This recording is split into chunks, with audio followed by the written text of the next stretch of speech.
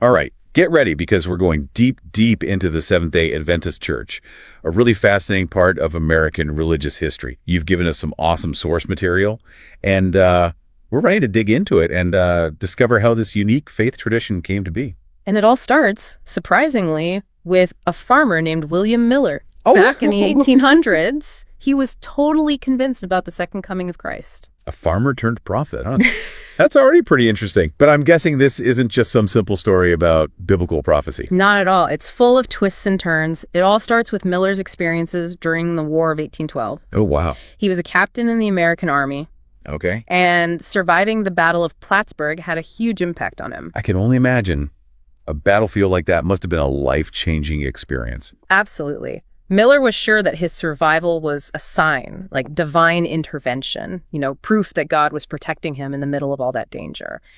And this experience basically sparked a deep spiritual awakening in him. He became super dedicated to studying the Bible, especially all the prophecies. So he goes from soldier to scholar, searching for answers in the scriptures. What exactly was he looking for in those ancient texts? He got really focused on the prophecies in the book of Daniel, the ones about the second coming of Christ. Miller really analyzed those texts, coming up with this whole system of interpretation that led him to believe he had figured out the exact date Christ would return. Wow. So like he was cracking a code in the Bible, some kind of ancient mystery. And what date did all his calculations point to? He landed on 1843 as the year of Christ's return. Think about how bold that is. It's a bold move, especially for someone who wasn't a trained theologian or anything. Yeah. I bet people back then were excited, but probably a little skeptical too. Did he start preaching this message right away? Not right away. He was hesitant at first. Yeah. Miller was just a humble farmer, not used to public speaking or theological debates, but he felt this growing sense of responsibility, like he couldn't just keep this to himself. Like it was his calling to share what he thought was the truth, even though he was unsure. Right. He started sharing his interpretations with friends and people in his community, and word started to spread from there. And that's when things really start to take off, right? Didn't he team up with someone to help spread his message even further? He did. He joined forces with Joshua Himes, a big name in the abolitionist movement, Okay. and really good at getting publicity. Together, they started this nationwide campaign, spreading the word through lectures, pamphlets, even newspapers. So they were using the media even back then to reach more people. That's pretty smart. What was the public reaction to Miller's message? It was mixed, like you can imagine. Right. Some people were really drawn to the message of hope and anticipation. Others just dismissed it, thought it was crazy talk from a deluded farmer. I can only imagine the debates and discussions that must have happened in homes and communities all across the country. You're right. But even with all the skepticism, Miller's message resonated with a good number of people. They formed groups, got ready for the second coming, and eagerly waited for the year he predicted. So there's this huge wave of anticipation, a collective longing for this major event. Did people actually make big changes in their lives based on Miller's prediction? Oh, yeah, lots of them. Many people sold all their possessions, confessed their sins. Some even started wearing white robes, the Ascension robes. Oh, wow. Getting ready for Christ's return. The level of anticipation was so high you could really feel it all over the nation. Wow. They were really all in. But 1843 came and went and, well, nothing happened. This is known as the Great Disappointment. It was crushing for Miller and all his followers. Just think about the emotional turmoil of the people who believed him, wholeheartedly. They faced ridicule, mockery from the public. Their faith was just shattered. It must have been absolutely devastating, like a collective feeling of disillusionment. How did Miller and his followers deal with this? I mean, did the whole movement just fall apart? That's the interesting thing. It didn't. Instead of giving up on their faith, a group of Miller's followers started looking for answers, trying to understand what went wrong. So they didn't lose faith. They actually doubled down, digging deeper. It really shows their resilience. Exactly. And that's where we meet Hiram Edson, a key figure in how Adventist thought developed. Okay, let's hear about Hiram Edson. Okay, so right after the Great Disappointment, Edson had what he called his eureka moment. He was walking through a cornfield. Through a cornfield? Yeah, just thinking about what had happened. And suddenly he had this new interpretation of Daniel's prophecy. Walking through a cornfield? That's quite a setting for a revelation. What was this new interpretation that he came up with? He realized that Miller might have been right about the time, but wrong about the place. The sanctuary mentioned in Daniel, the one Miller thought was being cleansed here on earth, might actually be talking about a sanctuary in heaven. So it's not about Christ physically returning to earth in 1843. It's about a cleansing that's happening in heaven. That's a big shift in understanding. It was a huge insight. It shifted the focus from an immediate earthly return of Christ to his ongoing work in the heavenly sanctuary. It helped reconcile their belief in prophecy with what had actually happened. It's like they adjusted their focus, looking beyond the immediate future to something more distant, cosmic. Did this new interpretation give any comfort to the disappointed Millerites? Definitely. It gave them a way to reconcile their faith with the events of 1843, rekindling their hope and providing a way to understand God's plan in a new way. It was really a turning point in forming the theological foundation of what would become the Seventh-day Adventist Church. It's incredible how one single idea can change an entire belief system. But this desire for a specific date doesn't just go away, does it? I feel like there's another twist coming. You're right. Now we have Samuel Snow. Okay. Another Millerite. He was inspired by Edson's interpretation and calculated a new date for Christ's return, October 22, 1844. Oh no, here we go again. Another date, another buildup of anticipation, and I bet another disappointment. Unfortunately, yes. October 22nd passed without anything happening. This led to even more ridicule from the public and a lot of soul-searching within the movement. This second disappointment must have been incredibly hard to deal with. How did Miller respond? Did he still believe in setting specific dates? This time, it hit differently. Miller realized that all these disappointments could cause real harm, so he stopped setting specific dates for Christ's return. He still believed Christ was coming soon, but he urged people to be cautious about predicting an exact time. That's actually a really honest and humble thing to do. He was willing to learn from his mistakes. That's pretty admirable. I agree. This was a turning point for the movement. From then on, Adventists focused on the fact that Christ's return was near, but they didn't set specific dates anymore. It's a subtle but important shift.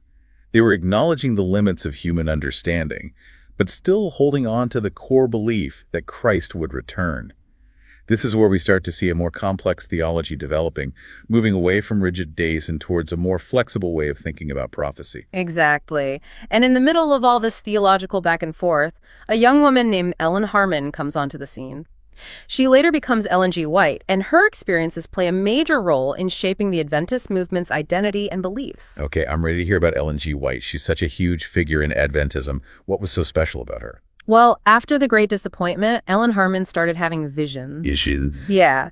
And these weren't just daydreams. They were vivid, powerful experiences, sometimes even physical, and she'd often lose consciousness during them.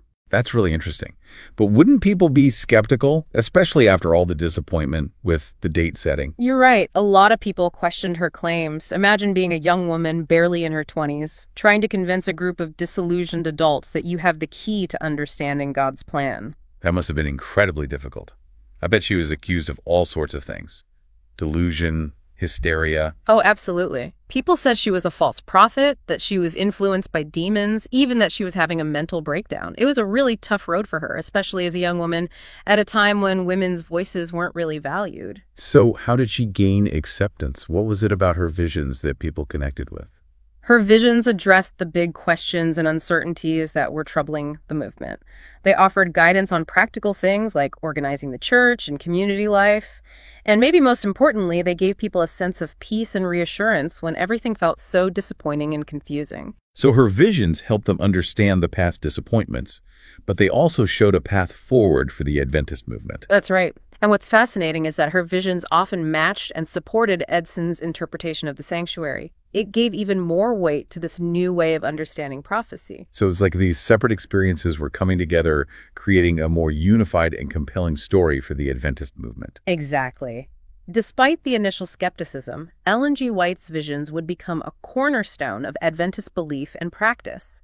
They influenced everything from how they understood prophecy and the Sabbath to their views on health and education. This is a remarkable story about how personal experiences, even those as unusual as visions, can shape an entire religious movement. And I bet there's much more to her story and how it impacted Adventism. There's a lot more to explore, and we haven't even touched on Joseph Bates and how the Sabbath became such a central part of Adventist belief. That's another fascinating chapter in their journey. This is just the beginning of our deep dive. We've got so much more ground to cover, from the significance of the Sabbath to the global expansion of the Adventist Church. Stay with us. We're just getting started. As the Adventist movement kept developing, there's this new figure who appears, Joseph Bates. Okay. He was a former sea captain, totally passionate about the seventh-day Sabbath. A sea captain who becomes a Sabbath advocate. That's an interesting turn. How did he end up joining the Adventists? Bates had this long and fascinating life before he even met the Adventists. He was really into temperance, a vocal opponent of slavery, and just super devoted to studying the Bible. Sounds like a man of strong convictions. What made him embrace the seventh-day Sabbath?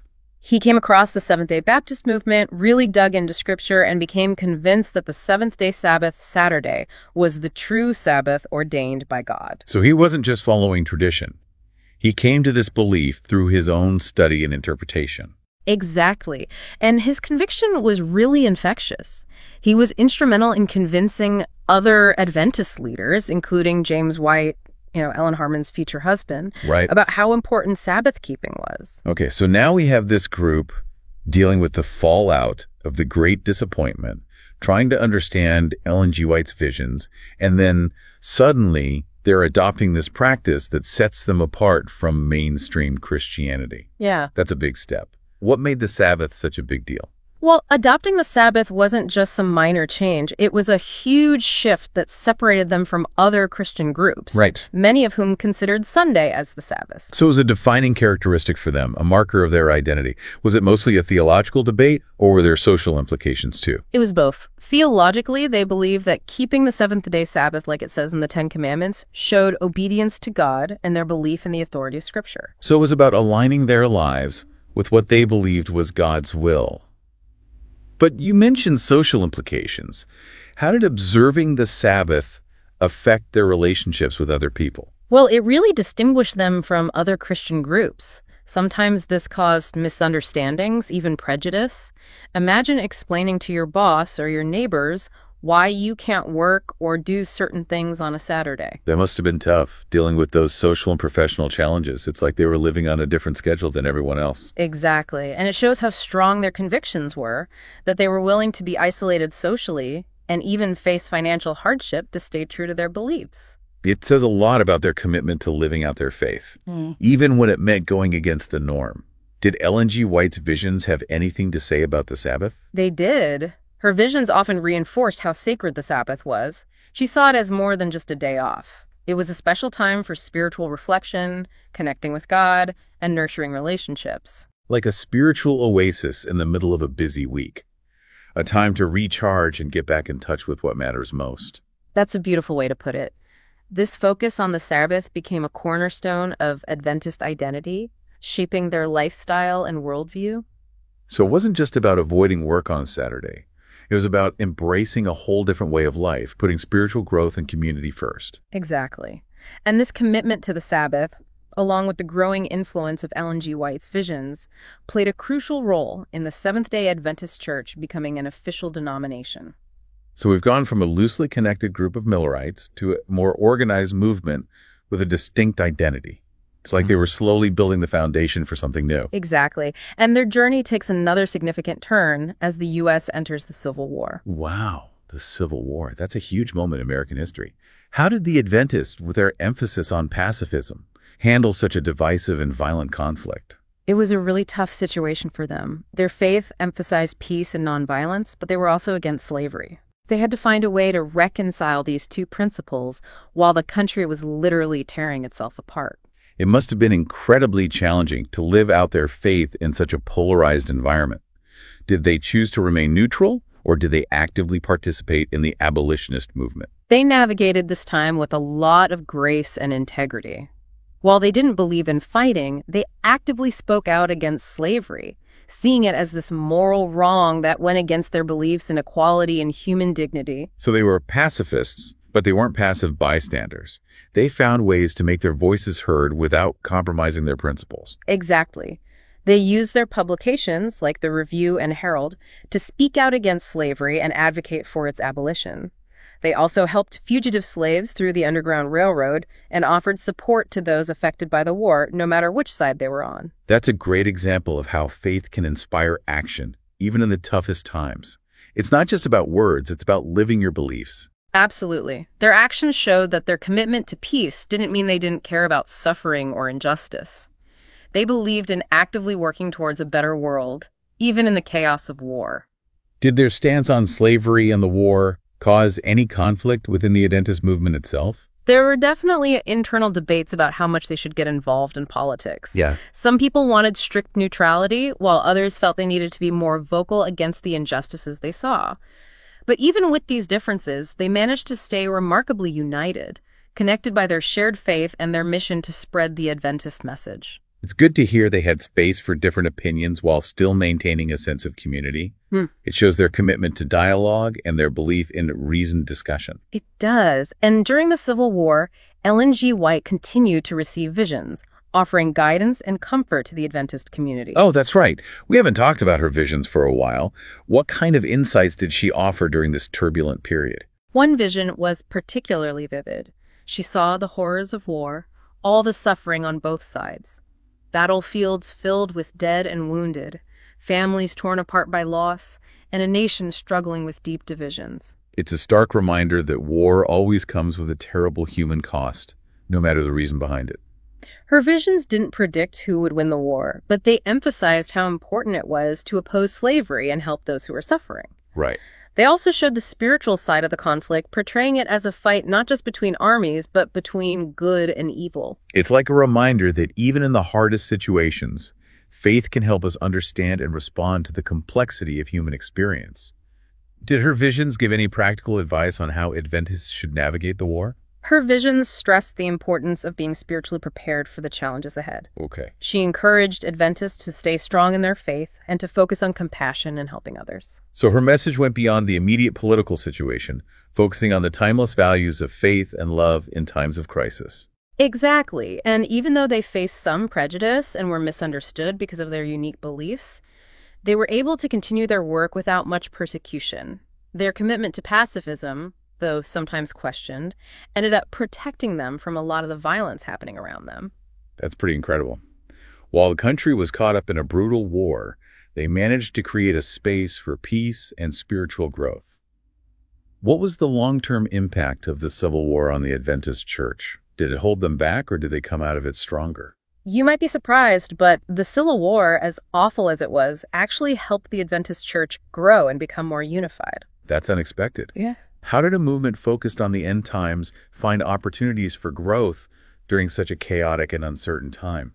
Well, the war disrupted a lot of existing social structures, which created a space for new religious movements to take hold.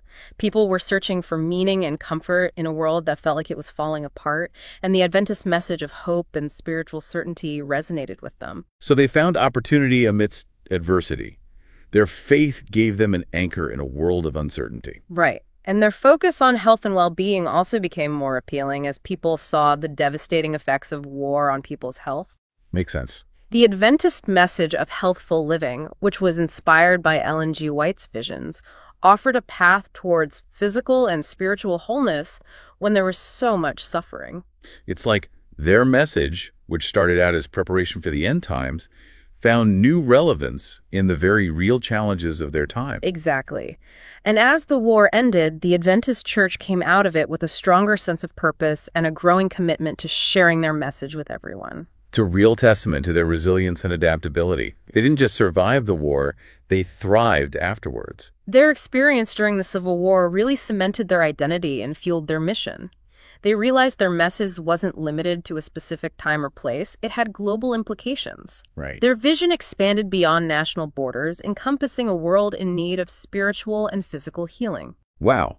From a small group in rural New England to a growing global movement, that's an incredible journey. What were the main things that allowed them to expand so much?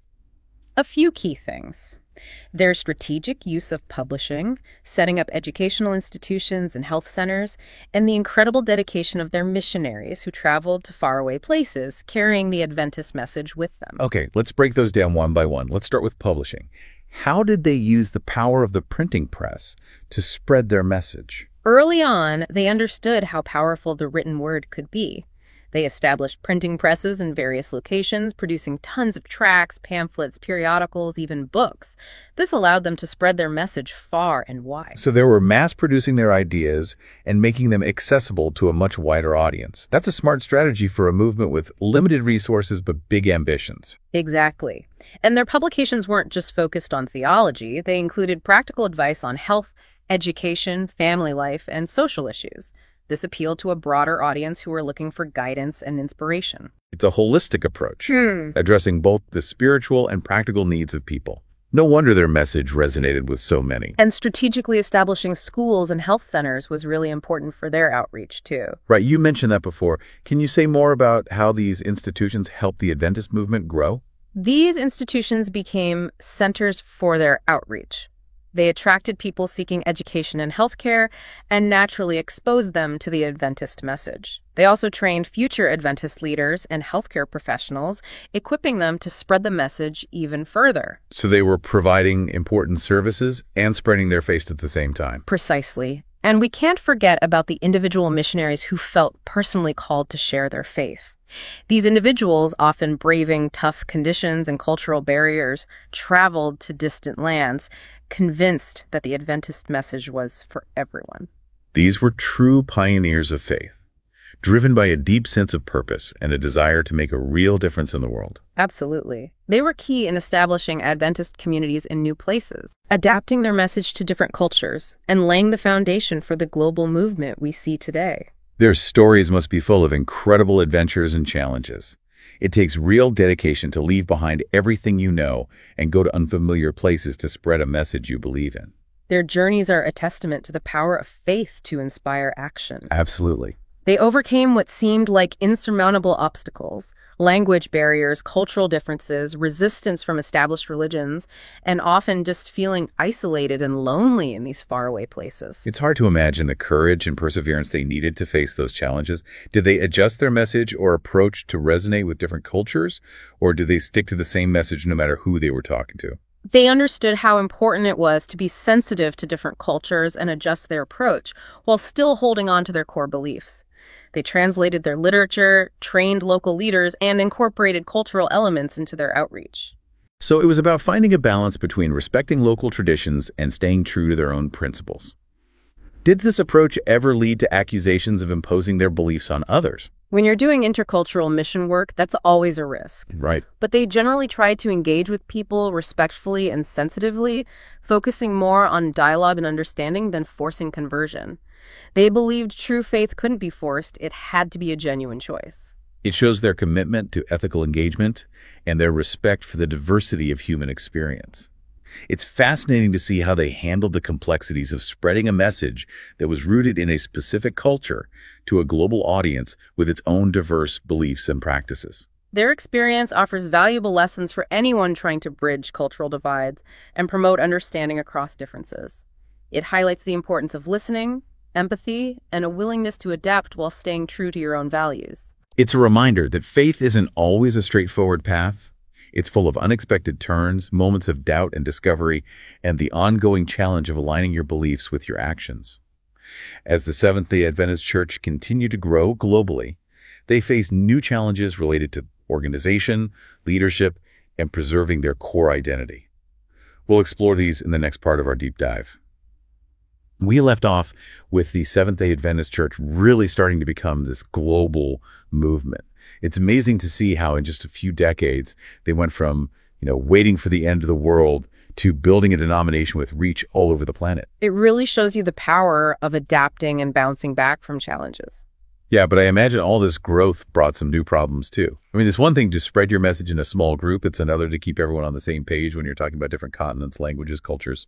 Absolutely. As the Adventist Church grew, it wasn't just about expanding geographically. They needed a way to create a lasting structure for this rapidly growing global community. So it's like you're trying to build a house and expand the blueprints at the same time. What were some of the biggest organizational challenges they ran into? One of the hardest things was figuring out how to govern a denomination that was so diverse and spread out. They needed to find a balance. Local churches having some independence, but also having strong central leadership. So decisions made at the top actually worked for congregations all over the world. Finding that balance must have been crucial. Did they end up with a super strict top-down structure, or was it more collaborative and decentralized? They went with a representative system, creating a general conference as the highest governing body, with regional conferences and local churches branching out from there. So like a pyramid with each level having its own responsibilities. Did this system allow for input from different parts of the world? Yeah, it did. Having representatives from different regions meant that different viewpoints were considered when making decisions at the same time. The General Conference made sure there was some central authority to keep the denomination's teachings and practices consistent. Sounds like a pretty balanced system designed to promote unity and flexibility. But I'm sure there were disagreements and tensions. How do they deal with internal conflicts and differences of opinion, especially as they encountered new cultures and situations? They encouraged open discussion and debate. They knew that different perspectives could help them better understand their faith, to tackle theological questions and practical problems.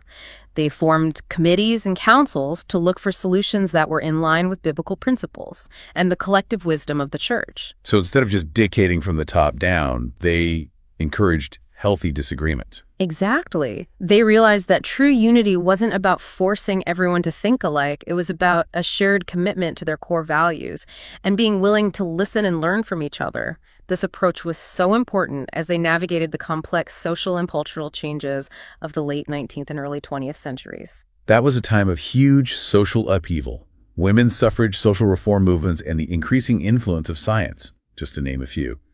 How did the Adventist Church respond to this evolving cultural landscape? They handled these challenges with a mix of adapting and staying true to their principles. They recognized that they needed to engage with the social issues of the day, but without abandoning their biblical foundation. Can you give some concrete examples of how they engaged with these social changes? Sure. For example, they strongly supported temperance movements, which aligned with their belief in abstaining from alcohol, tobacco, and other harmful substances. They also advocated for improvements in education and healthcare, because they saw those things as crucial for the well-being of individuals and communities. So they were actively trying to make a positive impact on the world, not just focusing inward. Exactly. They believed that faith wasn't meant to be lived in a bubble. It should be expressed through service and involvement in the world around them. Did their involvement in these social movements ever cause controversy or get them criticized? Of course, whenever you have an organization dealing with complex social issues, there's bound to be criticism both from inside and outside the church. Some people accused them of losing sight of their spiritual focus, while others felt they weren't doing enough to fight social injustice. It was a tough balancing act. Sounds like they were walking a fine line trying to uphold their values while also responding to the needs of a changing world. How did they react to these criticisms? They emphasized that their faith and their actions were inseparable. They argued that caring for people's spiritual well-being also meant addressing the social conditions that affected their lives. They saw social action as a natural part of their mission to spread the gospel and create a more just and compassionate world. So they saw faith as a reason to engage with the world and work towards positive change, not to escape from it. That's pretty progressive for a religious movement that originated with a focus on the end times. It shows how faith traditions can evolve and adapt without losing their core values. Their focus on education and intellectual engagement helped them navigate the changing landscape of knowledge and scientific discoveries. You've talked about their emphasis on education before. How did this shape their approach to science and all the new scientific discoveries happening at the time? They approached science with a lot of curiosity and openness. They valued scientific inquiry and tried to integrate scientific knowledge with their understanding of faith. So they weren't afraid of science. They actually saw it as a potential ally in their pursuit of truth. Exactly. For instance, their emphasis on health reform was heavily influenced by contemporary scientific findings related to nutrition, hygiene, and preventing diseases. It's like they used the scientific method to better understand God's creation. Did this ever lead to internal disagreements about how to interpret the Bible? Definitely, there were lively discussions about how to reconcile new scientific findings with traditional biblical interpretations. This tension between science and religion is something a lot of faith traditions deal with, and the Adventist Church wasn't any different. It's that classic question of faith versus reason, trying to make ancient texts work with modern discoveries. How do they handle this tension? They turned to their commitment to open dialogue and reasoned discussion. They set up spaces for scholars and theologians to debate these topics, encouraging respectful disagreement and exploration of different viewpoints. So they fostered intellectual curiosity, inviting members to engage with new ideas while still grounding their faith in a solid biblical foundation. That's a great way to put it. This approach allowed them to change and grow without sacrificing their core beliefs, making sure their faith remained relevant in a rapidly changing world. It's been a fascinating journey from a farmer's prediction to a global denomination dealing with complex social and theological questions. It's a story about the enduring human search for meaning and purpose, the power of faith to inspire and change us, and the importance of building communities that can weather the storms of change. And it's a story about the power of unity dialogue and a willingness to learn and adapt. These qualities are essential not just for religious groups, but for any group or individual trying to navigate our complex world. As we wrap up this deep dive, what's the one key takeaway you want our listeners to think about? What's the lasting impact of the Seventh-day Adventist Church? The Seventh-day Adventist Church shows us how faith can be a force for good in the world. Their journey, full of both challenges and triumphs, reminds us that even when we face disappointments and setbacks, staying true to our beliefs can lead to unexpected growth, resilience, and a legacy that goes far beyond our beginnings. It's a powerful message of hope and perseverance, and it speaks to anyone who's trying to make a difference in the world, not just those who share the Adventist faith. Their story encourages us to embrace our convictions, engage in meaningful conversations, and never stop learning and growing. Thanks for joining us on this incredible deep dive. Until next time, keep exploring, keep asking questions, and keep searching for the extraordinary in the everyday.